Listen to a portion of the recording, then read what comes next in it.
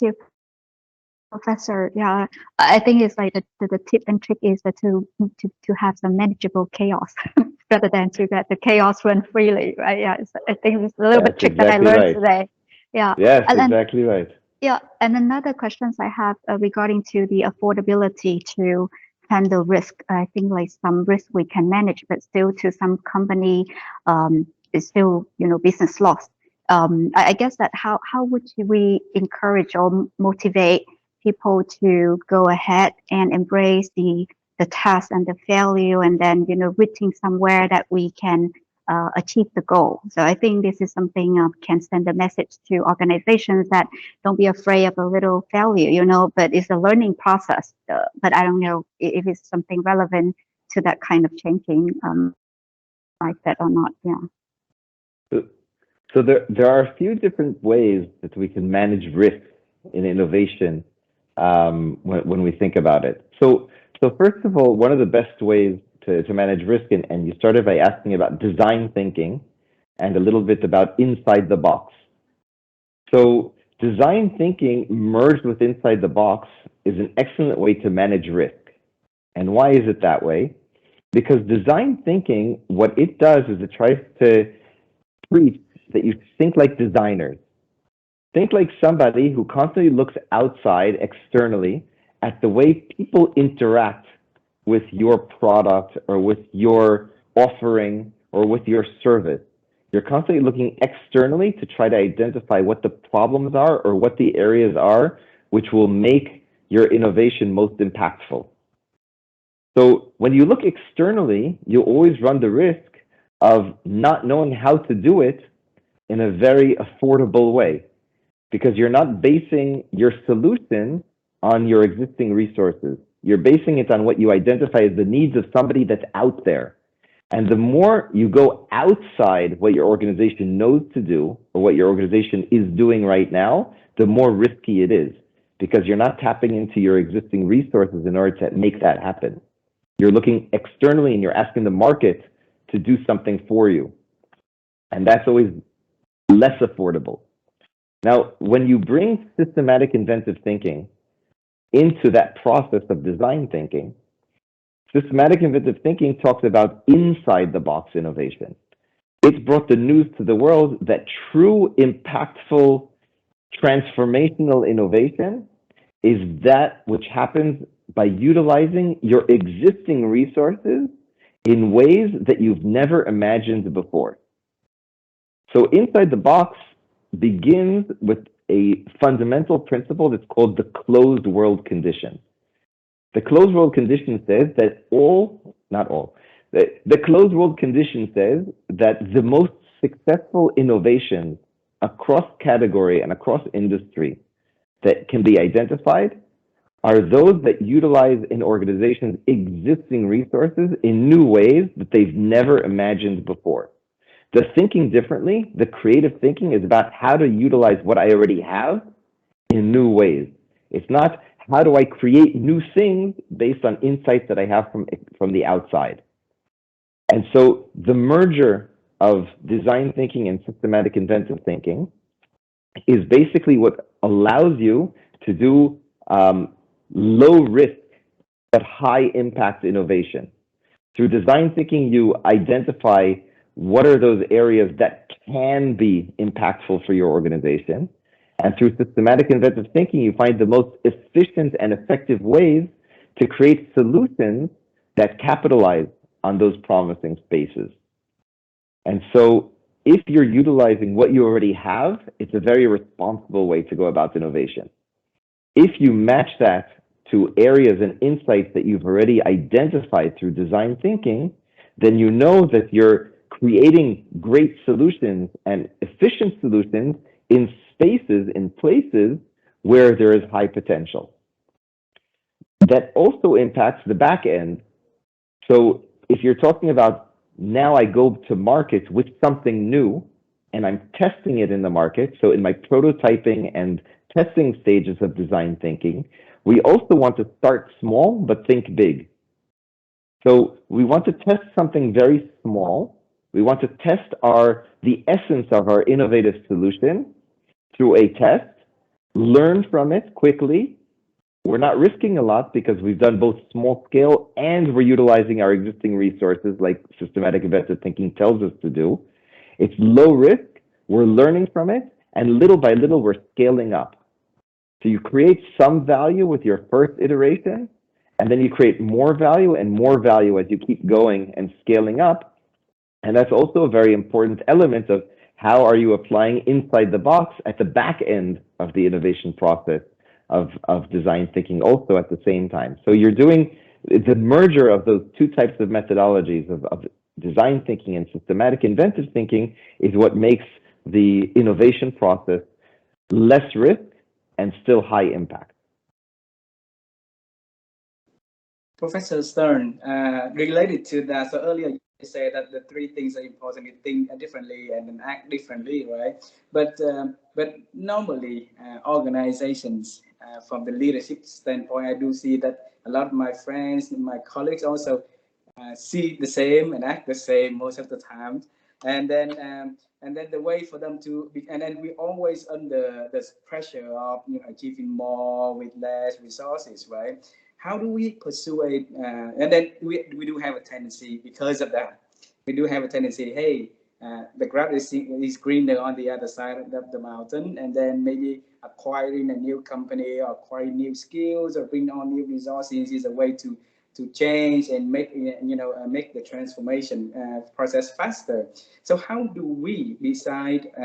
Start small and measure risk through the small result like that, and then persuade the management team to say, hey, have the patience on that, have the belief in that, in the SIT, in the design thinking, so that so that they can continue with the budget, continue the project. And how do we do that?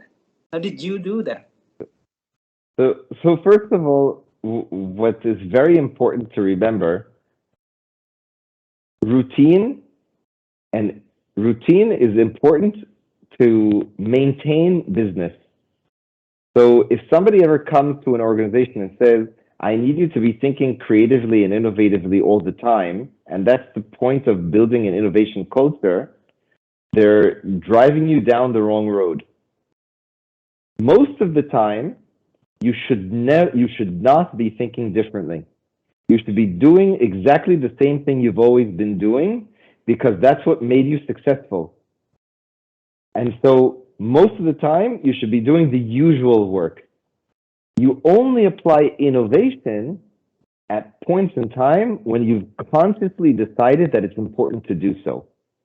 So what you've been doing until now isn't working, or what you've been doing until now isn't helping you hit exactly the targets that the executives have set for you. And now you need to think differently about that thing that you've been doing all along. That's when to apply innovation. So if you're going to be innovative all the time, I can guarantee that your organization is going to fall apart, because no organization can manage innovation all the time in everything. You want to be able, what a culture of innovation does is it gives you the ability to apply innovation when you need it, without panicking and saying, what am I going to do now? Do I have to go to an external consultant to give me the answer? Do I have to go and acquire a new company to give me a new technology? It reassures you and says, we're built to succeed because whatever comes our way, we know how to deal with it. We know how to capitalize on opportunities, and we know how to solve problems, and we'll be just fine. That's the goal of really creating a culture of innovation. Not to be embarrassed to suggest new things that we could be doing, and not to be embarrassed to solve problems in new ways, but at the same time, to manage our business like we've always managed our business. We don't want to throw everything away and become something new. That's why startups have such a huge failure rate, because they're starting from nothing. If you start from nothing, there's a good chance that you'll fail. But if you're a well-established organization and you're looking to become much better, you're looking to transform yourself, it doesn't mean that you're going to become something different. It means that you're going to become much better at what you're doing working at a much faster pace with ideas and understanding of how you're going to expand your business, your areas of influence, or whatever your strategy is leading towards. So that's what you really need to do.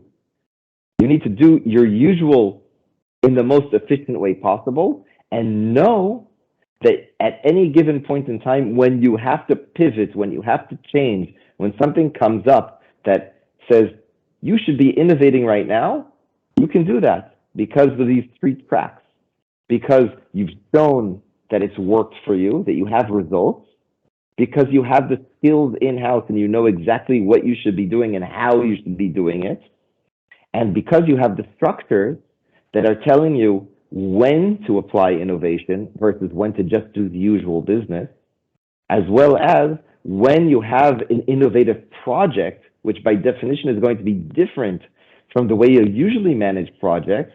I know how to manage it. I know what the structures and what the process should be.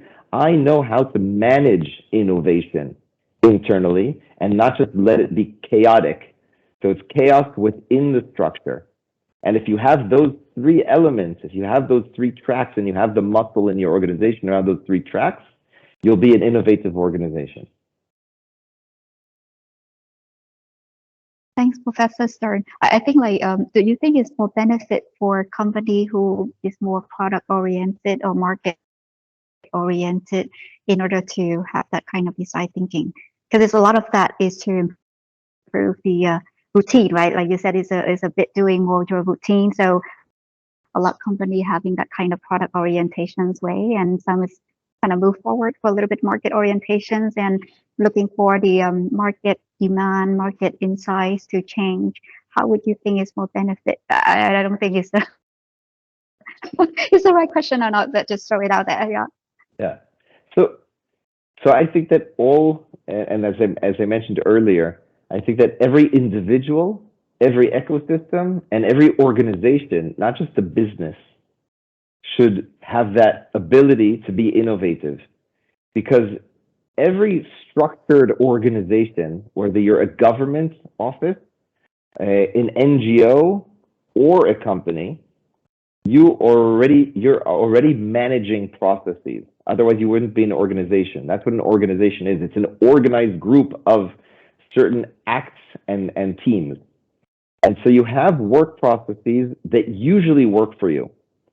So no matter what type of organization you are, use your usual work processes that usually work for you as much as possible. But sometimes they don't work. Sometimes something happens. It could be external. It could be that the environment has changed, and so your usual work process doesn't work anymore. Or it could be driven internally because you know that you could be doing better. You have a feeling that you could be much more effective or efficient if you just use your resources better. Whatever the reason is, you should be able and willing to apply innovation. So innovation in its classic definition as creating new growth opportunities is oftentimes considered more in the area of product and service-oriented companies and organizations. But that's not how we see innovation. Innovation is thinking and acting differently to achieve your goals. Every organization has its goals. As a government organization, if you're the Ministry of Education, and we work with many ministries of education and boards of education, you have a goal, or you have many goals. You want the children to be able to study and learn the information that they need. You want to be able to have your teachers or professors to be as skilled as possible. You all have your goals. And sometimes the way you've always been works for you. So why change? But sometimes things change and you have to think differently about how you're going to deliver on exactly that same goal. Sometimes that change is thrown on you because new technology has changed it. Sometimes you can tap into new technology so you can do it better. Sometimes COVID happens and you have to learn how to teach from distance, and you've never known how to do that before. So now you have to innovate, not just change. You don't just teach exactly the same way you've always taught, but in front of a computer screen. That's guaranteed not to work well. Many organizations have done that. Many Businesses have done that as they try to train their employees, and many schools have done that as they try to teach the children. It doesn't work. They had to think differently about how to reorganize that information, how to utilize resources that aren't in the classroom but are on a computer now. How do I tap into things that are happening at the student's home rather than on school campus? That's thinking differently in order to achieve your goals. So whatever type of organization you are, if you have this broad definition of innovation like we do, then innovation is going to be important, whether you're a product company, a service company, a government organization, a social organization, or any other type of organization. And even you, as you build your family, a family is also an organization. The way you manage your family, sometimes you have to think differently and act differently in order for that to work.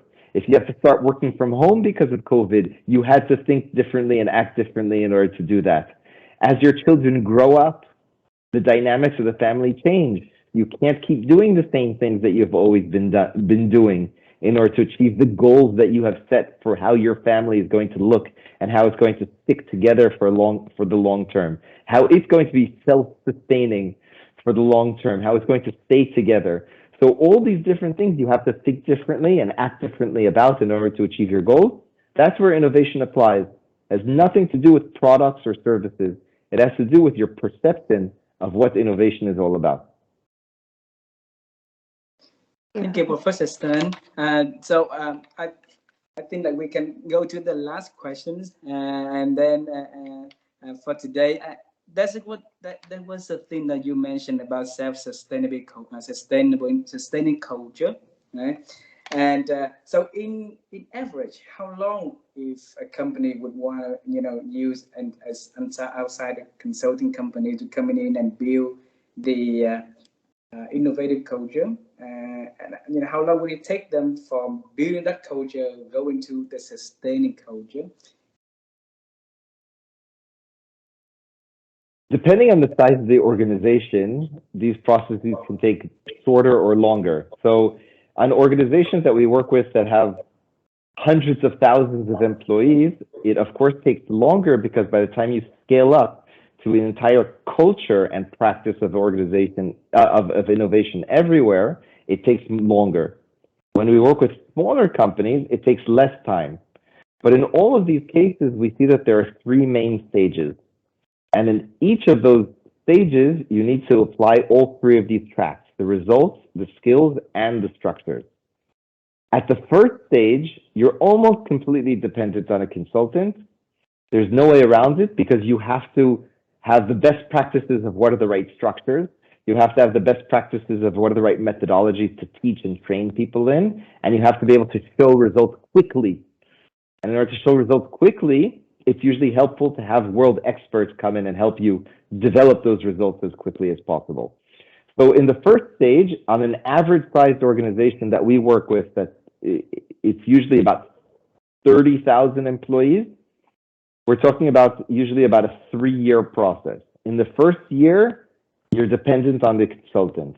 In the second year, you've dropped your dependence on the consultant by more than 50% because you've trained some internal people to do most of that on their own, and the consultant's role becomes more of a mentoring role and only works on the more strategic processes to show the strong impact in order to show that there are constant high impact results coming out and not just the everyday results that your people have been trained on.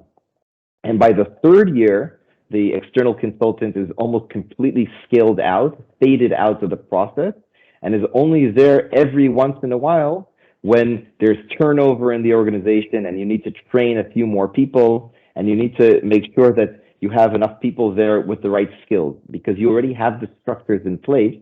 The structures, if they're being managed properly, are there and they're helping the governance of the entire innovation effort. They're making sure that the culture is continued to be practiced. So lots of organizations talk about culture of innovation, but they don't talk a lot about the practice of innovation. And sometimes you ignore the practice of innovation, that you're actually doing things all the time rather than talking about things that are happening around you. So you have to make sure that there's the structures are helping to make sure that there's an ability to practice it all the time. The skills give the people the ability to work within those structures in order to generate innovations all the time. And the results make sure that you're feeding people with the skills, topics, important topics to the organization, so that they can show that it's actually benefiting, that there's bottom line or top line coming out of it, and that there are changes that are actually happening in the organization, in the business, whatever type of organization you are. So it's heavy impacts for about the first year, heavy reliance on an external for the first year, much less in the second year, and by the third year, you should be self-sustaining with very little reliance on that external consultant. Thank you so much for explaining that one, Professor Stern. Because I'm the my role, I need to also share with the clients and the prospect what it would be on the horizon for them to to realize the whole journey that they are expecting, that is expecting. So thank you very much for sharing your expertise with Vivian and I tonight, and we learned a lot tonight, right, Vivian? Thank you, Professor. It's a great sharing from you. Yeah. It's my pleasure. Thank you so much for inviting me for this. And I truly hope that that organizations in Vietnam and outside of Vietnam will benefit and become really transformational and help to and develop a true culture and practice of innovation. Yeah, absolutely. Thank you very Yeah. much. Absolutely. We hope to see you one day in Vietnam, and if you ever come here, bring us up there, and then we take you around town. All right. And same thing with Tel Aviv. You have to come and visit us. Yes, yeah, we Yes, find a thank you. chance. Yeah. Thank you. Thank you, Professor. Wish you have a great You're Sunday. welcome. Yeah. Have a great week. Bye-bye. Thank you. Bye-bye.